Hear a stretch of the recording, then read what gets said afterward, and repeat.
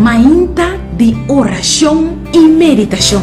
Põe Deus na primeiro lugar. Junto com Shornison Martina.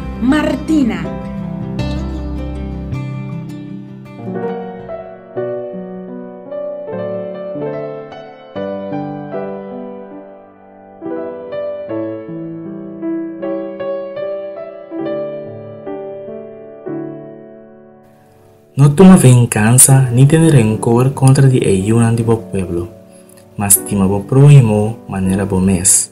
A mí da Señor. Quizás estou planeando para tomar vengança contra a persona que hace algo malo cubo.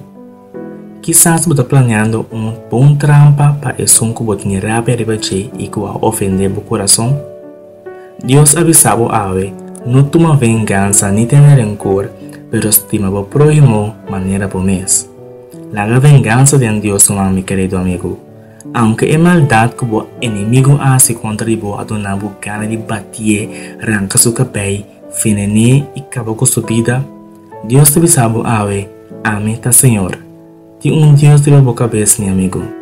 Está Dios. Mas aquí cogiendo por así, la ganan por Dios. La ganan Dios toma control, que da así bon que están con no te gustavo y la haga venganza por Dios. Para sombra ta Señor por Dios. La ganó esa. Dios de amor, es lo que va a papi con nos ave ainda ta algo difícil para aceptar. Para sombra como gente nos padenta quima para tomar venganza contra nos enemigos. Pero tata duna nos bo espírito de perdão para nos pagar turcos de mamão. Danos oração en el nombre de Jesús. Amén.